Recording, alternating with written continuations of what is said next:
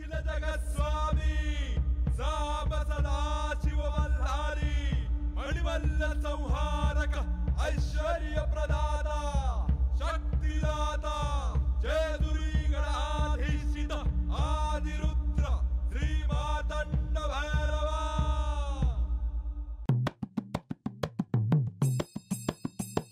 जय देवा जय देवा जय देवा जय देवा जय देवा जय शिव मार्तंडा।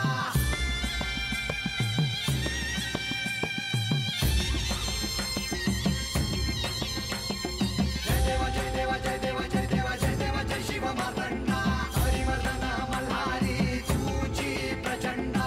अगडदुम नगारा सोन्याची जेजुरी देव गेले जेजुरा निळा घोडा। अगडदुम नगारा सोन्याची जेजुरी देव गेले जेजुरा निळा घोडा। पाव में तोडा कमरी कर पटा बिहिर मस्तकी तुरा। खोबऱ्याचा कुटका भंडाऱ्याचा भडका बोल अहंकारा सदानंदाचा येळकोट सदानंदाचा येळकोट। जय देवा जय देवा जय देवा जय देवा जय देवा जय शिव मार्तंडा। जय देवा जय देवा जय देवा जय देवा जय देवा जय शिव मार्तंडा। हरिवर्धन मल्हारी तुझी प्रचंडा। जय देवा जय देवा जय देवा जय देवा जय देवा जय शिव मार्तंडा। हरिवर्धन मल्हारी तुझी प्रचंडा।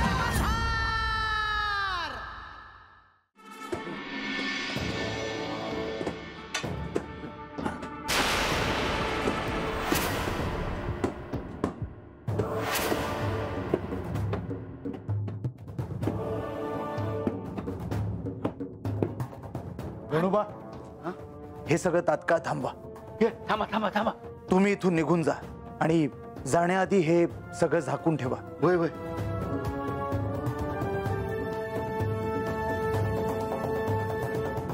येतो जी।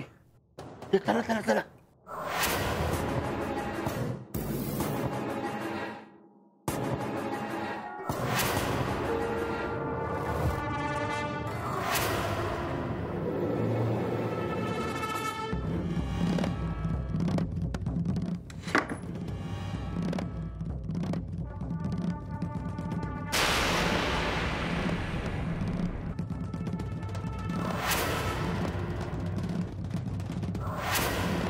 तुम्ही इथे?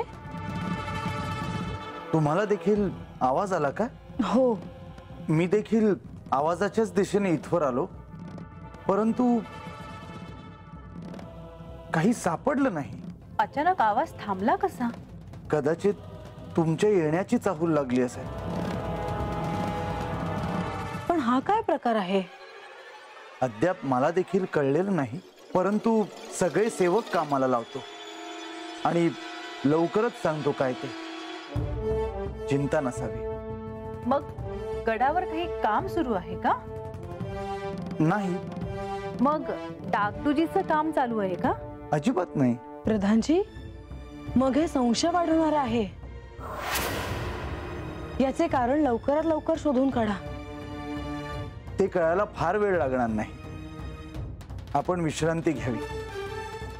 मी लवकरच काय प्रकरण आहे ते कळवतो। या तुम्ही। येते मी। चल आई।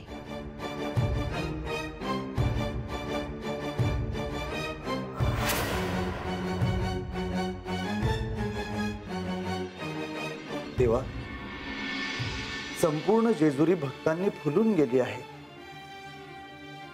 षडरात्रोत्सवानिमित्त मोठ्या संख्येने भक्त येणार म्हणून सगळी पूर्व व्यवस्था झाली आहे। जेजुरीत जागोजागी महिरपी उभारल्या आहेत। सर्व मार्गांवर रांगोळ्या काढल्या आहेत। सुगंधी द्रव्यांचे मोठे कुंभ वाटेत ठेवले आहेत। विशाल असे पाकगृह उभारण्यात आले आहे, जिथे सगळ्या भक्तांच्या अन्न सेवेसाठी सेवक सज्ज आहेत। म्हाळसा वेळ प्रसंगी तिला दिलेल्या अन्नपूर्णेच्या घटातून भक्तांना प्रसाद देईल। वा, ह्यापेक्षा सुंदर योग काय असेल। आणि त्याचबरोबर भक्तांच्या निवासासाठी वेगवेगळ्या आकाराची शिबिरे उभारली आहेत। त्यात भक्तांना राहता येईल। प्रधानजी, ह्या उत्सवात आपण कसलीही उणीव भासू देणार नाही ह्याची मला खात्री आहे. या 6 दिवसात भक्तांना दर्शन देऊन त्यांच्या इच्छा पूर्ण करण्यासाठी तुम्हाला देखील सज्ज व्हायचं आहे. मी देखील माझ्या भक्तांची आतुरतेने वाट पाहतो आहे. गेल्या वर्षी तुम्ही नसताना आम्ही अशीच व्यवस्था केली होती.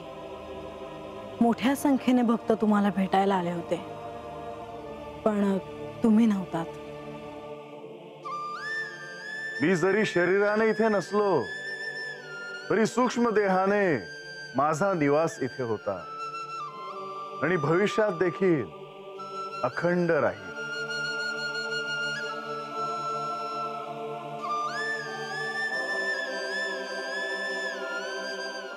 तेव्हा गळ्यावर सप्तऋषी आले आहेत, यासनी तुम्हाला भेटायचं आहे. त्यांना अनुमतीची काहीच आवश्यकता नाही. त्यांना सन्मानाने पाठवा. होय देवा. बऱ्याच कालावधीनंतर इथे सप्तर्षी आलेत. ह्या उत्सवाच्या निमित्तानं त्यांचं इथं येणं झालं असेल.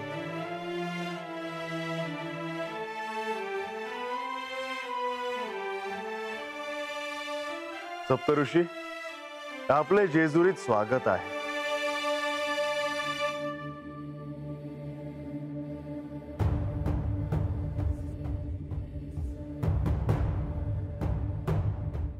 देवा, उद्या सूर्योदय झाला की आपल्या महाउत्सवास आरंभ होईल. 6 दिवस रात्र आपले भक्त अतीव श्रद्धेने आपले पूजन स्मरण करतील.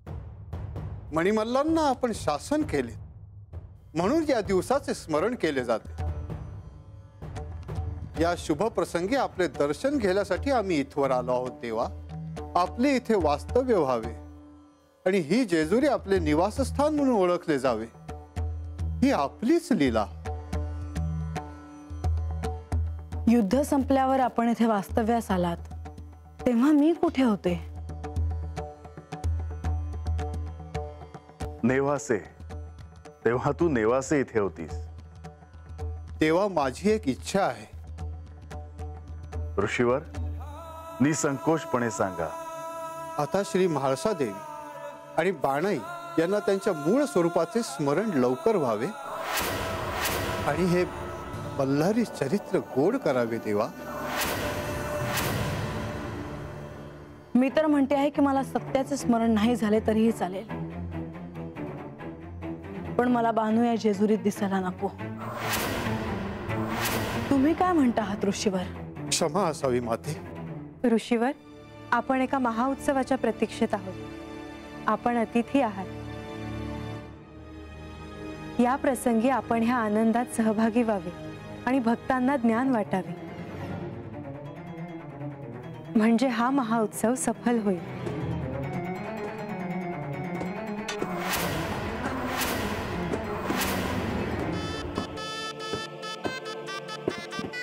देवा, मी येतोच.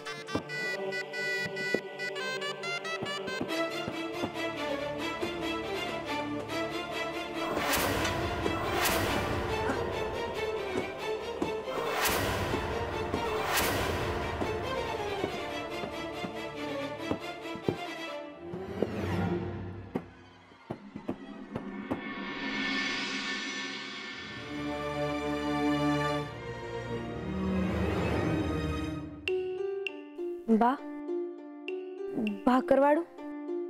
नग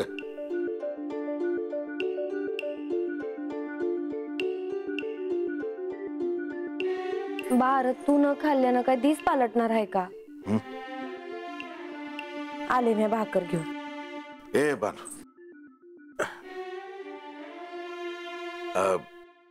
देव आलं होतं ना, काय म्हणलं? झालंय बोलणं.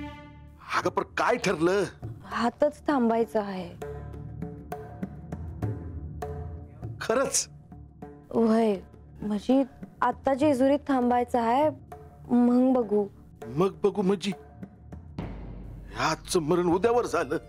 तसंच काय नाही, बघू काय होतंय ते. जे कपाळावर लिवलं आहे ते होईल म्हणायचं. बार, असं बी होईल का आपल्याला जेजुरी सोडून जावं लागेल, आणि असं बी होईल का हात राहण्यासाठी महासात आहे नाही म्हणणार नाही. अगं पण ठरणार कसं आणि कोण ठरवणार ते मला तुला नाही सांगता यायचं.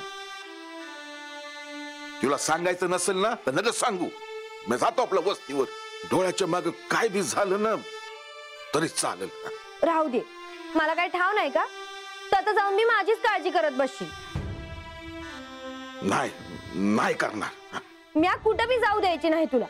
ध्यानात ठेव, कुठं बी जायचं नाही. काय राजा, कुठं निघालास? कुठं नाही. अरे आजा, अरे तू निघून गेलास तर आमचं कसं होया सर? हा, तू हाय म्हणून आम्ही हात राहतोय. काय बानू? तुम्ही बोलत बसा, मी आले. बानू, सांगायचं राहिलं ते देवाच्या दर्शनाला जेजुरीत लय गर्दी ओसाळली. खंडोबाचं नवरात्र आहे ना, म्हणून कुठनं लोक आलेत. हे आधी मी सांगून झालंय, आता पुढे न सांगून काय उपयोग रे? नाही तसं नाही. त्याला असं म्हणायचं आहे की त्याला देवाचं दर्शन घ्यायचं आहे, मला देवाचं दर्शन घ्यायचं आहे. एकदा देवानं त्याला सोन्याचा हांडा दिलता, आता काय देतोय बघूया. मागल्या वेळी दिलेला संपला होय. हाय का आता अजून राहतोय बाई तवा? हा, संपलं का सोनं? देव असं कोणाला बी सोनं देत नाहीत. कष्ट करायची ज्याची तयारी असेल त्याला देतात सोनं. बघा आता मी काय कष्ट करणार नाही वय. हा, आता एवढं लगीन केलं, बायकोला सांभाळलं, हा, 4 ठिकाणी फिरलो, संपलं धन. आता देवाकडे काय मागायचं ते मग ठरवूया. पण आम्हाला देवाचं दर्शन कसं होणार? ये शेवंती, तुला समज ठाव आहे ना? आता हे काय विचारतेस तू? असं नाही, परत असं दिस येणार आहे काय? हा, म्या काय आज आहे उद्या नाही. एकदा माझ्या लेकाचं भलं झालं का म्या सुटली. माझं गडावर जायचं अजून तरी काय ठरलं नाही. पर तुम्हासनी जायचं असेल तर तुम्हासनी कोणी अडवणार नाही. असं म्हणतेस बानू? अगं आपल्या वस्तीनं बी काही माणसं निघाल्यात ह्याकडे यायला. तुला कोणी सांगितलं?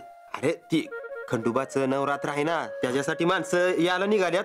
त्यातल्याच एकानं सांगितलं का चंदनपुरीची माणसं बी आहे ती वाटत. बा, अरे लोक येणार असतील तर त्यांचं राहणं खाणं बघाय हवं आपल्याला. समज मी आलेच, मला पूजेची तयारी करायची आहे.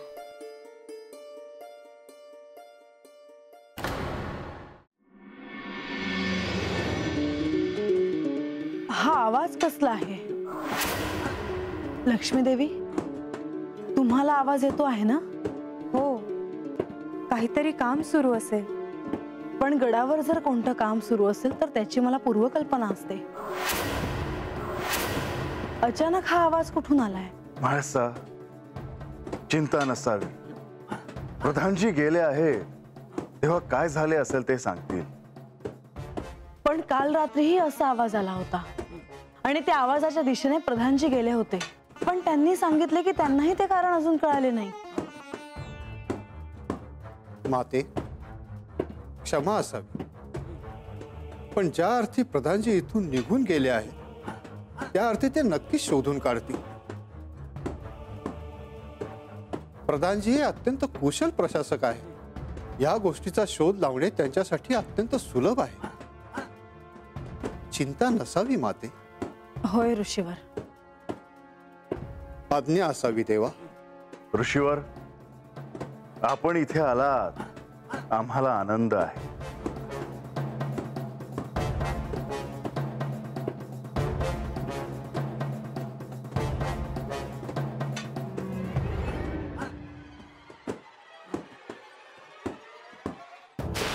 देवा, मला आत येण्याची अनुमती द्यावी.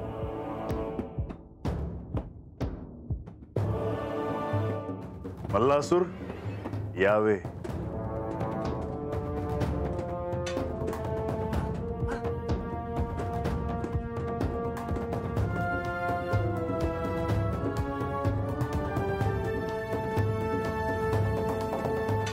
आपण तेच ना ज्यांना यांनी गडावर स्थान दिले?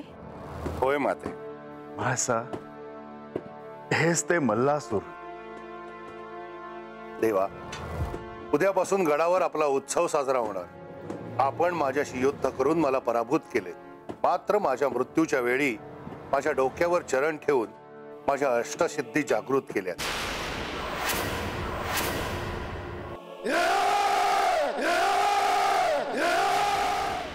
त्याच वेळी मला नारदांनी सांगितलेली मानस पूजा आठवली आणि युद्धभूमीवर मी आपली मानस पूजा केली. युद्धभूमीवर तुला आत्मज्ञान व्हावे हीच नियती होती.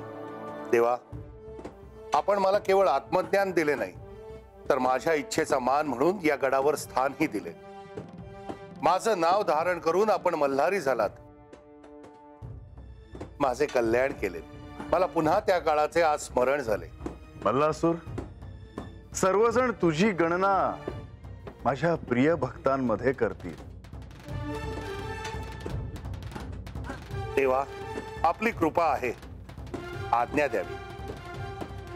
माते, माझा प्रणाम स्वीकारावा. येतो.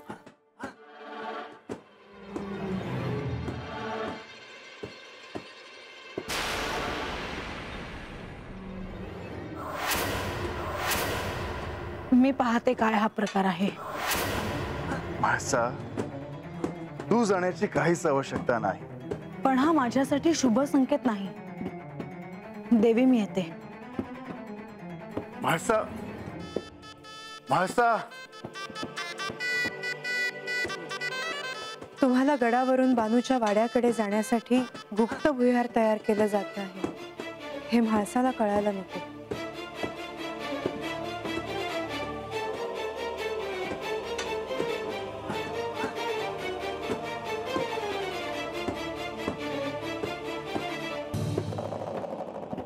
ते आता श्री विष्णूंच्या हातात आहे. नामागुमी पायरी तुझी देवा, नामागू तुझी मी सावली देवा. मला गावाला सारा जग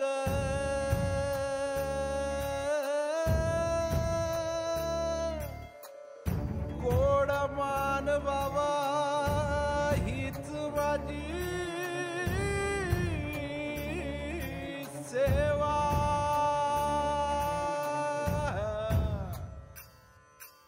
खंडेराया माझा घास मल्हारी, खंडेराया माझा पाणी मल्हारी, खंडेराया माझा ध्यास मल्हारी,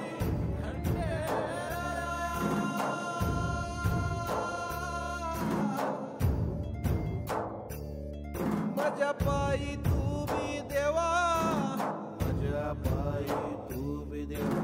सोसलासा किती किती सोसलासा, ठार झालं जीव माझं बघून तुझी प्रीती देवा. आता नका कुणाचा रोष देवा, जाते आल्या वाटला ठाई ठाई भेटशील तू ठाव माझ्या जीवाला. खंडेराया मला घाल मल्हारी, खंडेराया मला पाणी मल्हारी, खंडेराया मला ध्यास मल्हारी, खंडेराया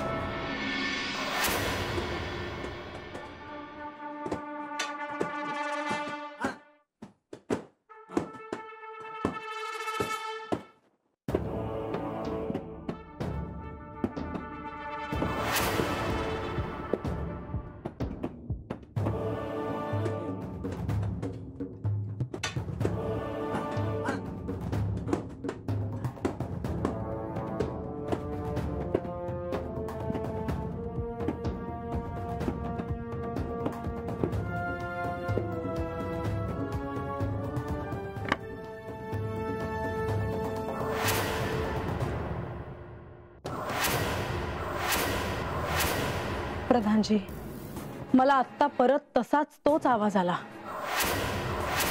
मला देखील, म्हणूनच मी या दिशेने आलो.